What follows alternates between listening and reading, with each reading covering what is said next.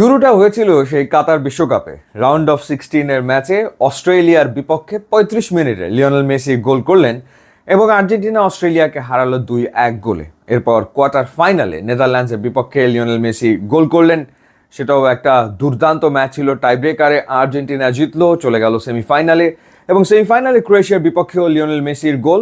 এরপর মহাকাব্যিক কাতার বিশ্বকাপের ফাইনালে ফ্রান্সের বিপক্ষে তিনি জোড়া গোল করলেন এবং আর্জেন্টিনা চ্যাম্পিয়ন হলো। 2026 বিশ্বকাপের প্রথম ম্যাচ আলজেরিয়ার বিপক্ষে তার মহাকাব্যিক হ্যাট্রিক, এরপরে দ্বিতীয় ম্যাচে অস্ট্রেলিয়ার বিপক্ষে তার জোড়া গোল এবং জর্ডানের বিপক্ষে গ্রুপের শেষ ম্যাচেও তিনি গোল করলেন, রেকর্ড বইয়ে নাম লেখালেন। কি সেই রেকর্ড?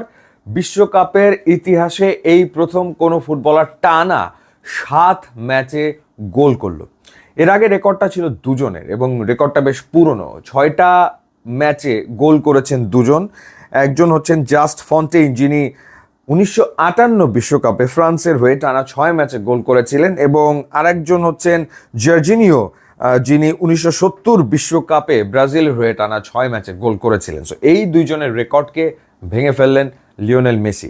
মানে বর্তমানে ব্যাপারটা এরকম হয়ে গেছে, লিওনেল মেসি মাঠে নামবেন এবং নতুন কোনো না কোনো রেকর্ড আসলে তিনি করবেন। এই বিশ্বকাপে তার গোল সংখ্যা হয়ে গেল 6 এবং টোটাল ওয়ার্ল্ড কাপে তার গোলের সংখ্যা এখন 19। কিলিয়ান এমবাপ্পে দ্বিতীয় অবস্থানে রয়েছেন 16 গোল করে। আরেকটা ইন্টারেস্টিং ঘটনা ঘটেছে এই জর্ডানের বিপক্ষে আর্জেন্টিনার ম্যাচে। For the first time ever আর্জেন্টিনার হয়ে বিশ্বকাপে প্রথম গোল করলেন লাউতারো মার্টিনেজ। আর্জেন্টিনা কাতার ওয়ার্ল্ড কাপে চ্যাম্পিয়ন হয়েছে, কিন্তু লাউতারো মার্টিনেজের কোনো গোল ছিল না। সো এক ধরনের প্রেশার ছিল লাউতারো মার্টিনেজের উপরে। 26 বিশ্বকাপের প্রথম দুটো ম্যাচেও গোল তিনি পাননি, তিনি ছিলেন স্টার্টিং লাইন আপে। অবশেষে তিনি গোলের দেখা পেলেন জর্ডানের বিপক্ষে, পেনাল্টি থেকে সেই গোলটা তিনি করেছেন এবং পেনাল্টিটা হয়েছে যখন সেনেসিকে ডি বক্সের ভেতরে ফেলে দেওয়া হয়, ফল করা হয় তখন। তার আগে তিনি শটটা নিয়েছিলেন, ক্রসবারে লেগেছে। সো ফাইনালি তিনি গোল করেছেন এবং আরেকটা গোল আর্জেন্টিনা পেয়েছে লো সেলসোর একটা অসাধারণ ফ্রি কিক থেকে। দারুণ গোল ছিল সেটা। তো ঘটনা যেটা হয়েছে সেটা হলো যে এই ম্যাচটা বেসিক্যালি আর্জেন্টিনার জন্য একটা ডেড রাবার ম্যাচ ছিল। সো স্কালোনি যেটা করেছেন, বেঞ্চে যারা ছিলেন সবাইকে নামিয়ে দিয়েছেন এবং স্টার্টিং লাইন আপে 9টা চেঞ্জ।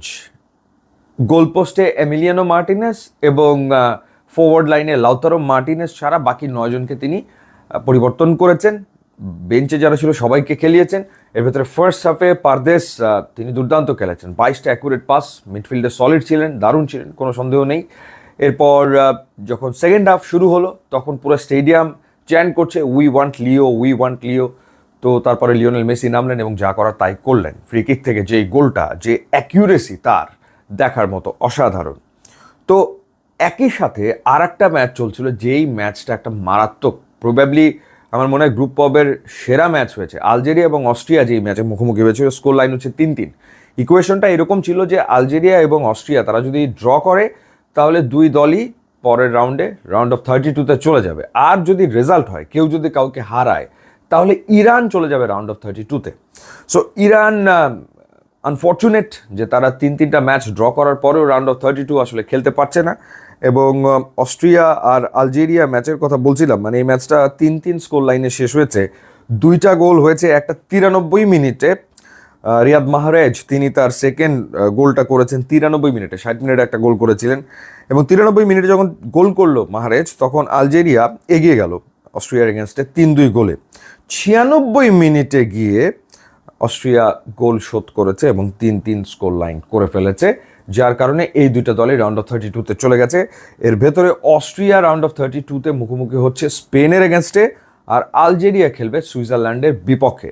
সো রাউন্ড অফ 32 তৈরি হয়ে গেছে, মানে কে কার সাথে খেলবে সেই ম্যাচগুলো নিয়ে ডেফিনেটলি পরে আলোচনা করব। সো লিওনেল মেসির আরও একটা ম্যাচ, লিওনেল মেসির আরও একটা রেকর্ড।